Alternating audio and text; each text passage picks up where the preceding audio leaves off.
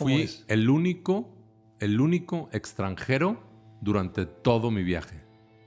El único. ¿Por qué? Pues porque acababa de pasar la invasión y porque estaban cerrados el espacio aéreo. Entonces, no me encontré a ningún turista extranjero durante el mes que estuve en Rusia. Entonces, ¿Y qué aprende una persona que está en un camarote de un tren 22 días? aprendí que puedo lidiar con mi soledad y eso me fortalece para enfrentar mi vejez. Aprendí que todo mundo trata de sobrevivir. ¿Ha habido algún tema, algún quiebre fuerte que hayas tenido en tu vida? Bueno, sí, sin duda el fallecimiento de mi hija se fue un día, un 29 de mayo del 2020. ¿Lo esperabas eso? No. No sales, de un tema así no sales. O sea, lo que haces es que aprendas a vivir en el lugar en el que estás, ¿no?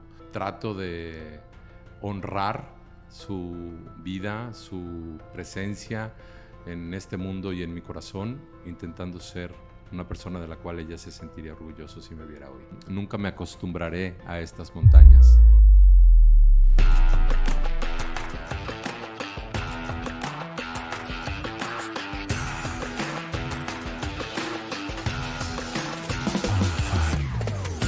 ¿Qué tal, amigos? Bienvenidos de nuevo al podcast Conectando Conciencias. El día de hoy quise invitar a un buen amigo de las montañas, de la escalada. Nos conocimos justamente arriba del cerro y a partir de ahí hemos desarrollado una amistad bien interesante porque somos ambos muy aficionados a varias cosas, entre esas a los libros. Entonces, Benito Echegaray, bienvenido, amigo. Muchas gracias, Fer. Gracias por la invitación. Con mucho gusto estoy aquí. Gracias, Benito. Benito es una persona bien especial. Benito él es abogado de profesión, pero estudió una maestría en filosofía y letras. Escribiste un libro, ¿Me aburro mucho? Es que me aburro mucho. Es que me aburro mucho, se llama el libro. Sí. Y además es maestro de la Universidad de Monterrey, es maestro de filosofía, de cine y de literatura. Y de finanzas, que es actualmente lo que estoy dando en la UDEM. Doy 2 materias, portafolios de inversión y finanzas internacionales. Okay. Y además, por supuesto, es ejecutivo de una casa de bolsa Finamex, aquí mismo en Monterrey. Entonces, es un estuche de monerías. Y gracias amigo, por aceptar la invitación. Oye, amigo, tú eres de Guadalajara. ¿Por qué si te gustaban las letras y la literatura, acabaste estudiando leyes? Por pobre. Digo, ¿Sí? La verdadera causa es por la necesidad de generar ingresos, ¿no? Yo estudié primero Derecho, seguramente influenciado grandemente por mi padre y por mi tío José Antonio, que fue siempre como un segundo papá para mí, ambos abogados. Entonces, como que era el camino ya andado, ¿no? Y a los 17 años, cuando tienes que elegir una carrera aparentemente que será de por vida, ya veremos que no, porque he hecho de todo menos de abogado. En ese momento lo que primero me salió fue estudiar leyes. Termino de estudiar leyes y comienzo a estudiar filosofía y ciencias sociales, ¿no? Y metido mucho en el mundo de las letras.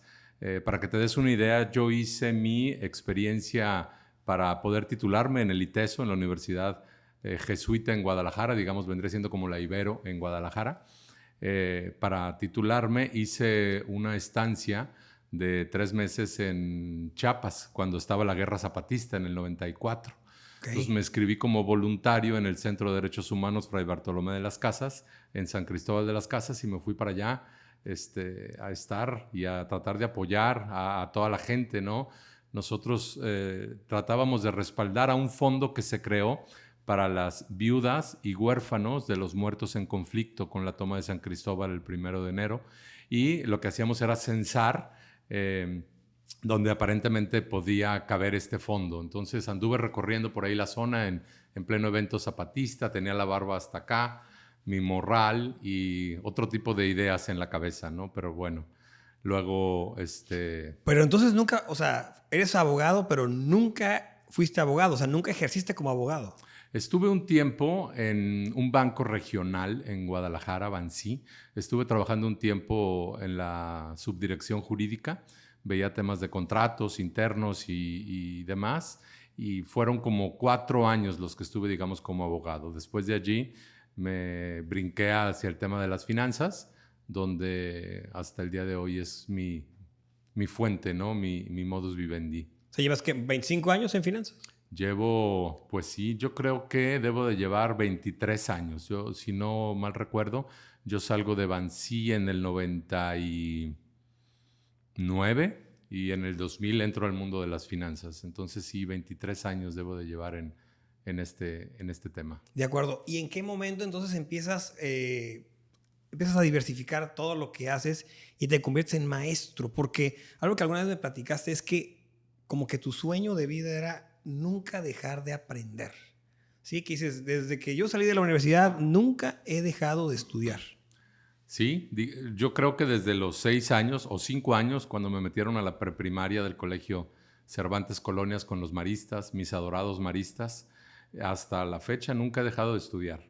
Y por supuesto que nació mi vocación de maestro al mismo tiempo de estar estudiando, de intentar compartir algo del conocimiento que poco a poco iba obteniendo.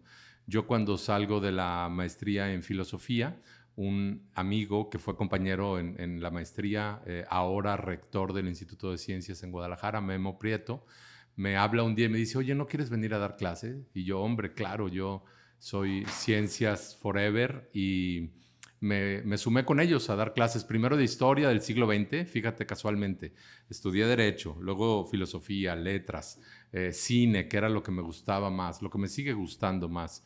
Y me invitó a dar clases de historia. También la historia es algo que me interesa y apasiona. Y desde entonces no he dejado de dar clases de manera aislada, algunas veces, otras veces de manera más fija, pero he dado clases pues en el TEC de Monterrey, en la Universidad de Anáhuac, en el ITESO, en la UDEM ahora, y siempre tratando, ¿no?, de estar ahí en el tema educativo.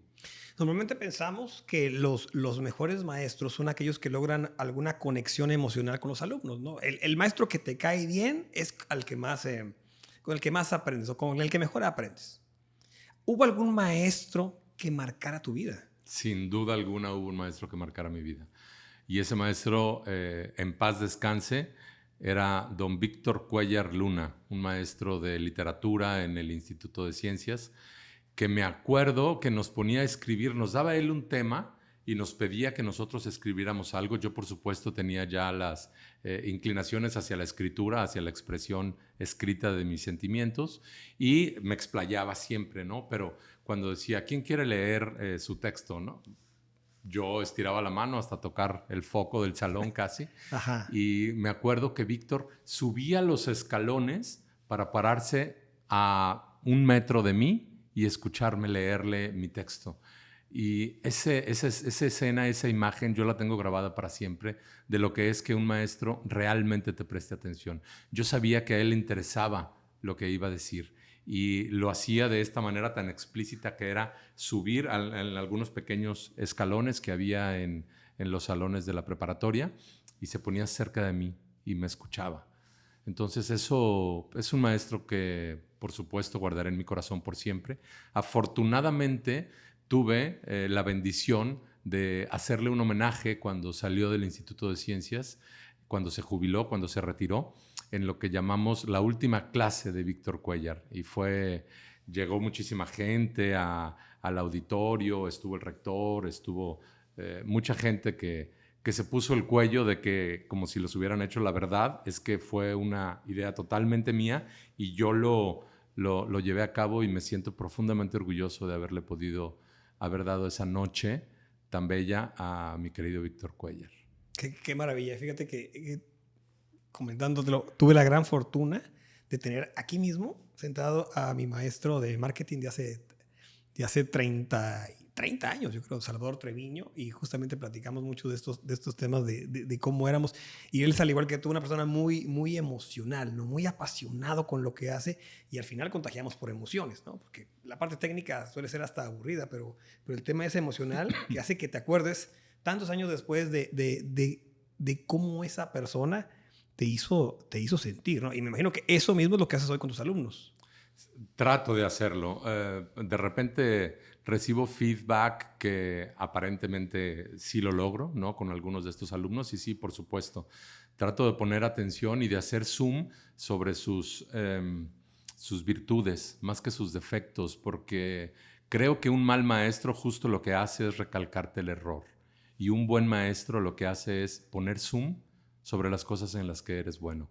Y a lo largo de estos 20 años que tengo dando clases, he tratado de hacer eso. Siempre hay, ahorita que estoy dando finanzas, por ejemplo, una materia muy ruda como portafolios de inversión en la universidad, a chicos que se están graduando, pues hay muchos temas complejos, ¿no? Álgidos, técnicos. Y de repente no todo el mundo es tan bueno para eso, pero tiene un lado bueno seguramente, y ese hay que hallarle. Y algunos, por ejemplo, son extraordinarios en su verbalización de los temas financieros. Entonces les digo, tú quizá no estés detrás del escritorio, pero enfrente del escritorio vendiendo estos temas o estos productos financieros, podrías tener muchísimo éxito en el ámbito financiero. Benito, yo he estado contigo en la empresa y he visto que eres un líder nato con tu equipo, con tus seguidores.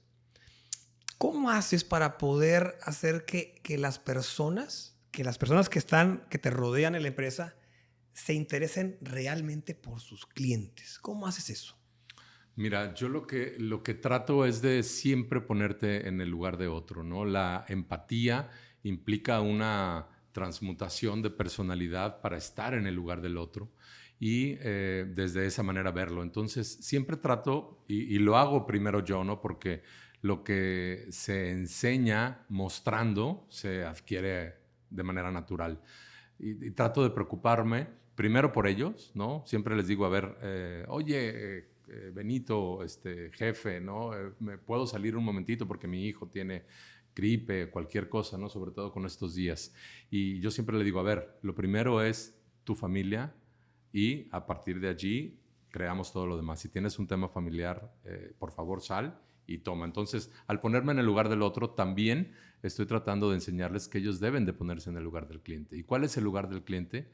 Que busca que tenga una inversión ad hoc a su perfil como inversionista, ad hoc a su perfil de riesgo, que sea un equilibrio entre su expectativa de rendimiento y su tolerancia a la volatilidad, para que a final de cuentas todos estemos tranquilos y nos sintamos que estamos ganando. Es que eso te iba a llevar de pensar, a ver, tú tienes clientes, tienes gente que van a poner sus ahorros en tus manos, las manos de tuyas y de tu equipo, ¿no? Entonces tienen que confiar en ti. ¿Cómo trabajas con tu gente para que sean personas en las que se pueda confiar? Porque al final la confianza acaba siendo algo instintivo, algo de empatía, que se puede trabajar. Pero ¿cómo haces para que tu gente tenga esa credibilidad? Yo creo que partiendo de los 4 acuerdos del doctor Miguel Ruiz en su libro, que dice sé impecable con tu palabra. Yo creo que ser impecables con nuestras palabras nos lleva a tener un nivel de confiabilidad alto. Y ser impecable con la palabra implica desde que me digas tú, oye Benito, nos vemos a la 1 para grabar el podcast, yo te digo sí, y tú sabes que voy a estar aquí. Llega 10 minutos antes si puedes, bueno, llegue 20, ¿no? El tratar de estar...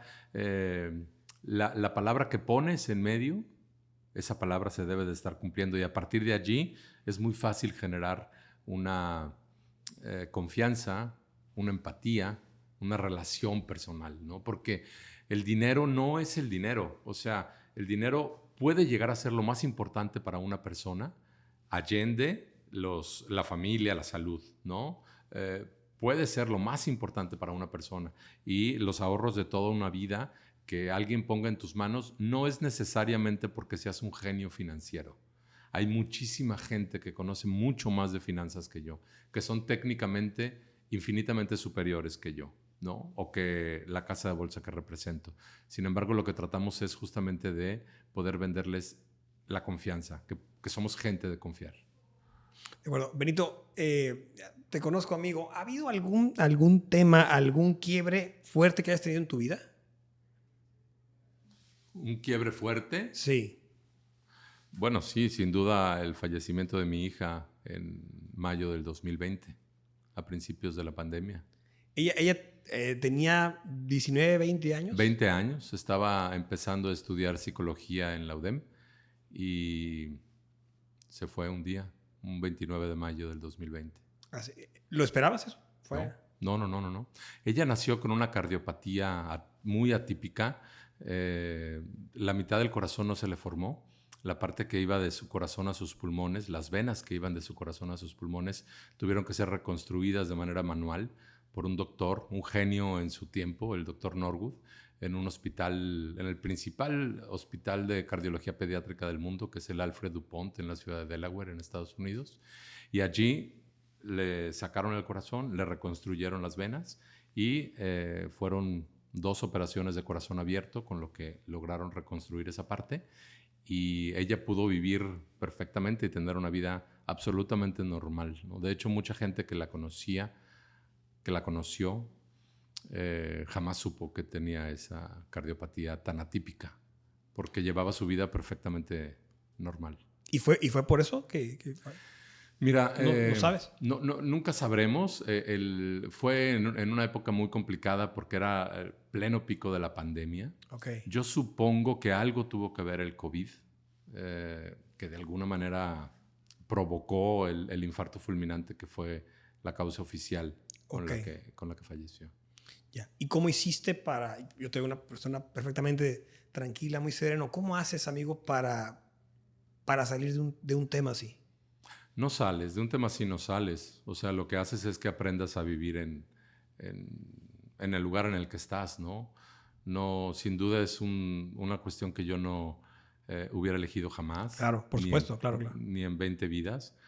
Y de repente, pues, son cosas con las que ya estás ahí, ¿no? O sea, el hecho de que te digan qué fuerte eres, cómo has logrado salir, es un absurdo porque no es que sea fuerte o no, simplemente estás ahí de repente, ¿no? Como cuando te avientan a una piscina de agua fría, de repente ya estás ahí en la piscina, no es que tú hayas decidido ni que seas superior a otra persona por estar ahí, simplemente me tocó eso y trato de honrar su vida, su presencia en este mundo y en mi corazón, intentando ser una persona de la cual ella se sentiría orgulloso si me viera hoy.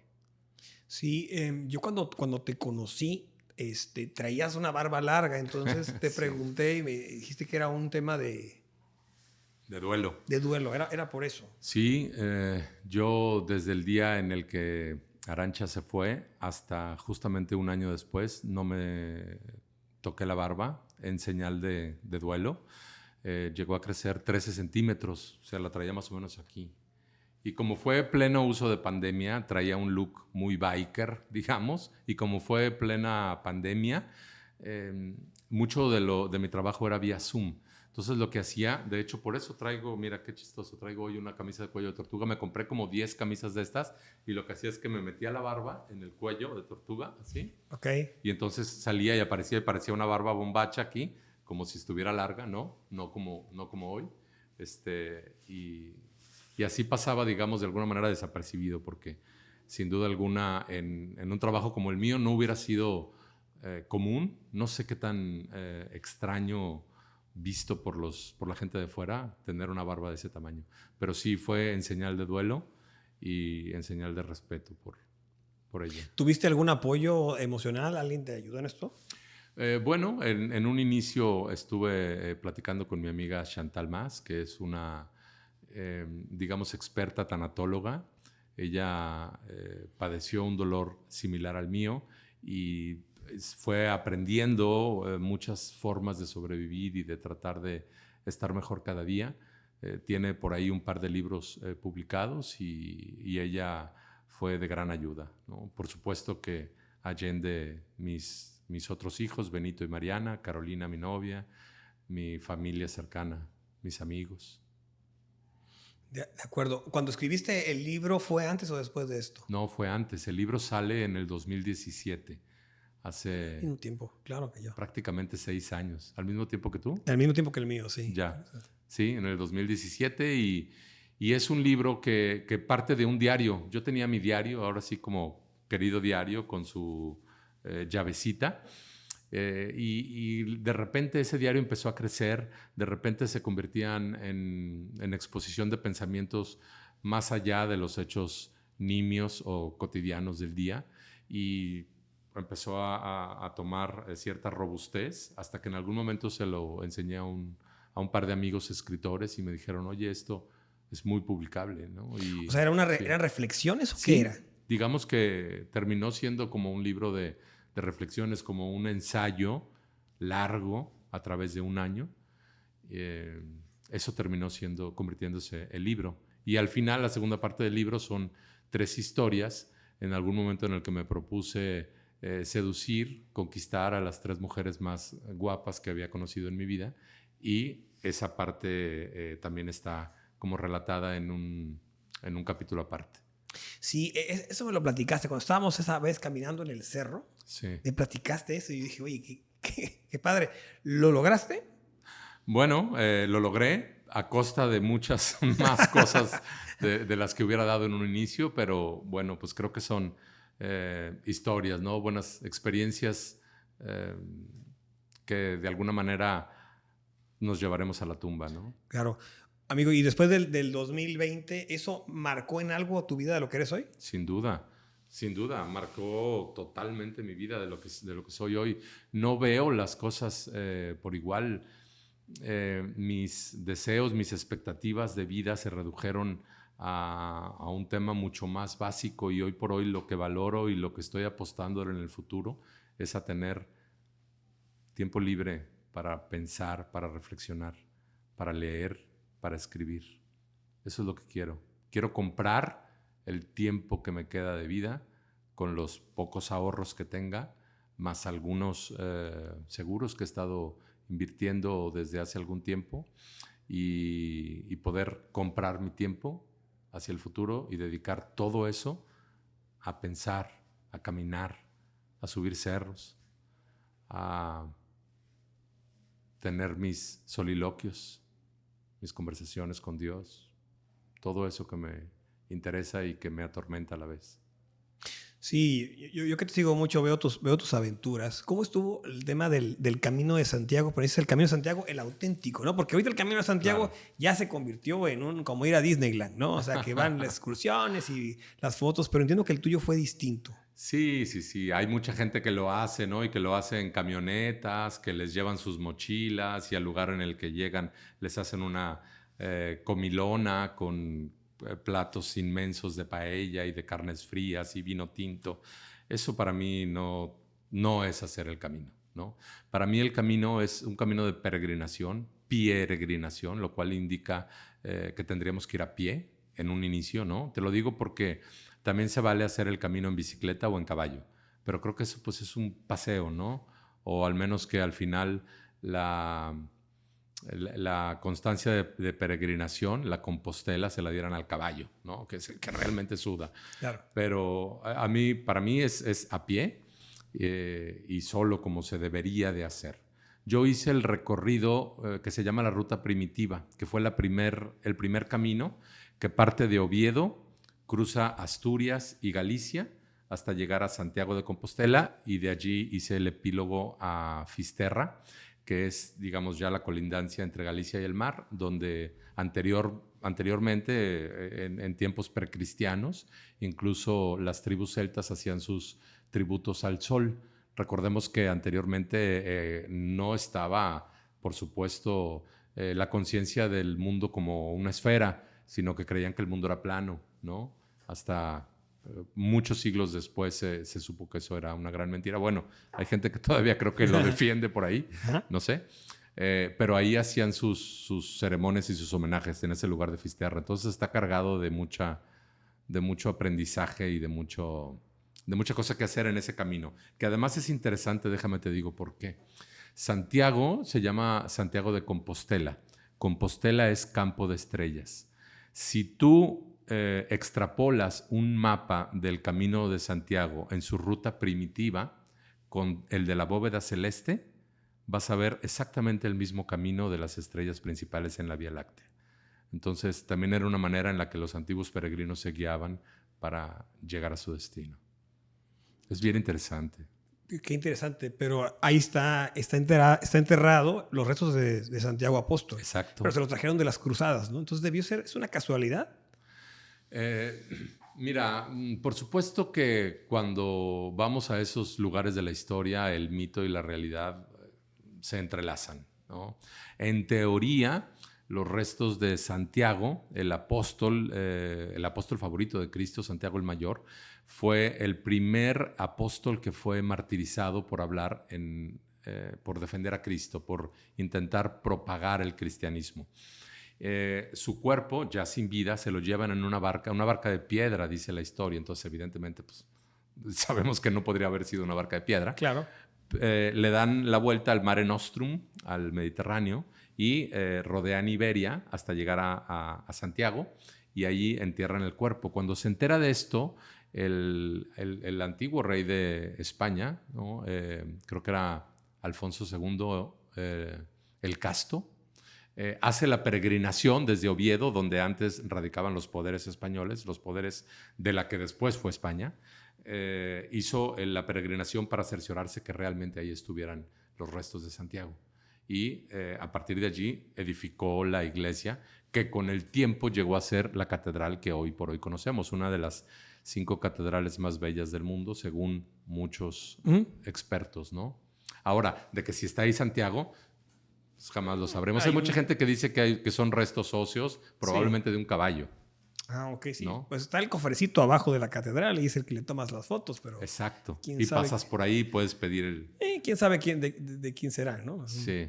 Algún rito. Oye, y luego el irte, lo que me platicabas de tu experiencia, y comparo tu vida mucho como la de la película de Walter Mitty, de Ben Stiller, ¿no? Que hablábamos ayer, ¿no? De esas aventuras así impresionantes. Te fuiste 22 días en el tren transiberiano para cruzar toda Rusia. Platica un poco de eso. Sí, claro. El año pasado lo hice, Okay.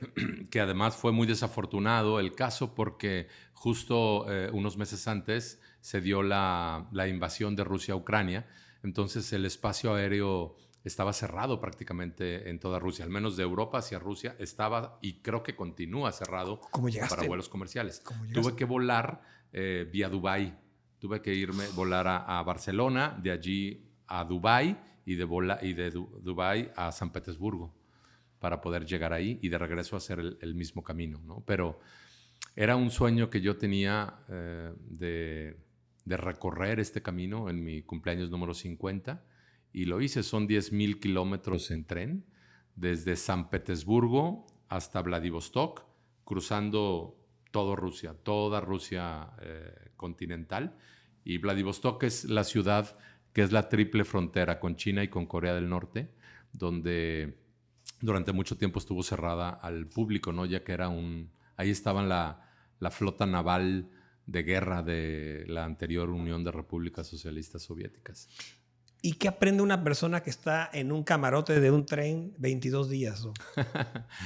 Compartiendo con todo tipo de gente, ¿no? Sí, pues mira, no estuve los 22 días encerrado como tal porque me bajé en algunos lugares. Claro. Por ejemplo, me bajé primero en Moscú, luego me bajé en Perm, que es la ciudad donde se conserva el único gulag estalinista original.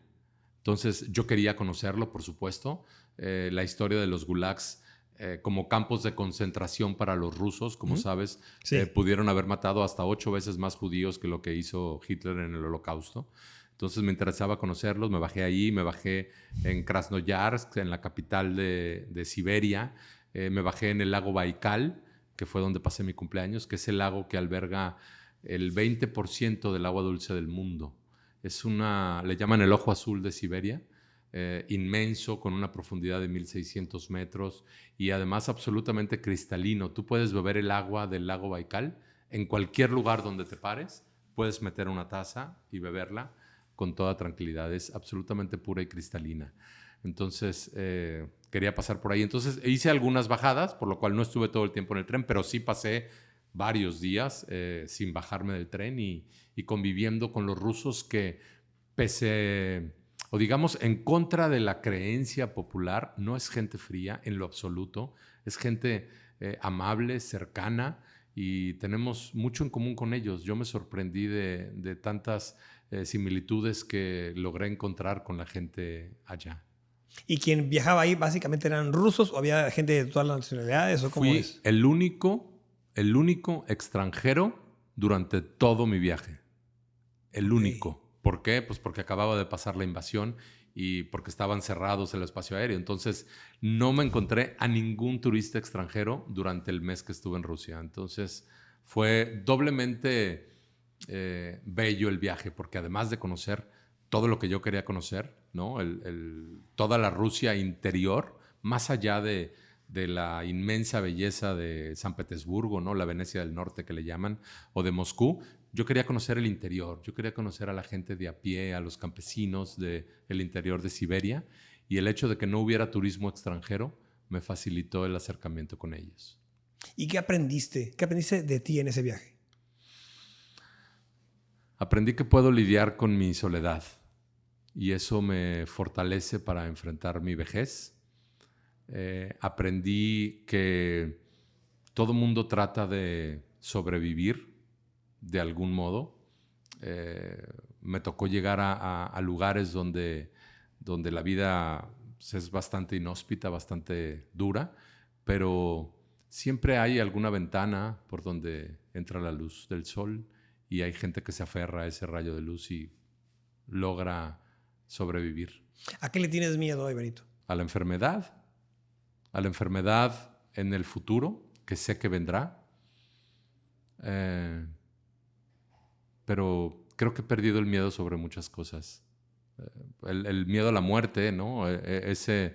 Yo crecí en mi buró, siempre había un libro con los poemas de Amado Nervo en una edición de Aguilar, esas maravillosas de hojas de papel arroz con las pastas de cuero. Y yo me aprendí de memoria el poema Tanatófila, que significa el amigo de la muerte, de Amado Nervo. Y comienza justamente hablando de todas esas noches en las que él se sentía atormentado por saber que como hombre tendría que morir. Y eso le provocaba un miedo terrible.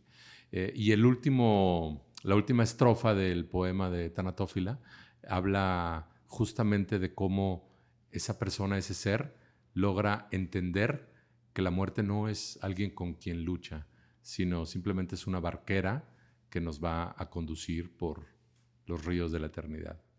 Entonces, eso me ayudó mucho para quitarles ese miedo. Qué interesante. Tú que convives con tantos jóvenes, ¿no? Que son tus alumnos hoy, ¿qué consejo le puedes dar a una persona de unos 20 años para que pueda aprovechar el tiempo de su vida?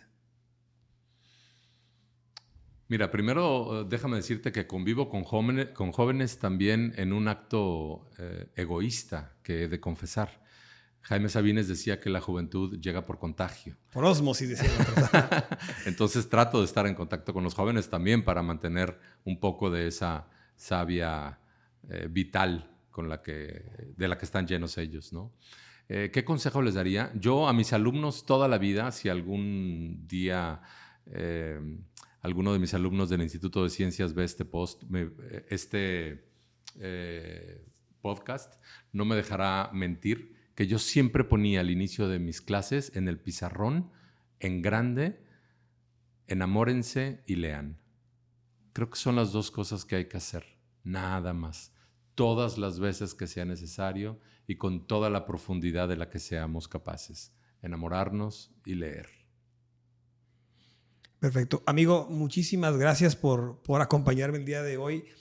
Si alguien te quisiera poner en contacto contigo, ya sea como maestro, por el tema de la casa de bolsa o como amigo, ¿cómo pueden dar contigo?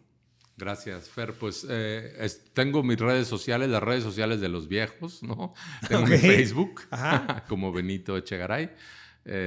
Tengo mi Instagram también igual.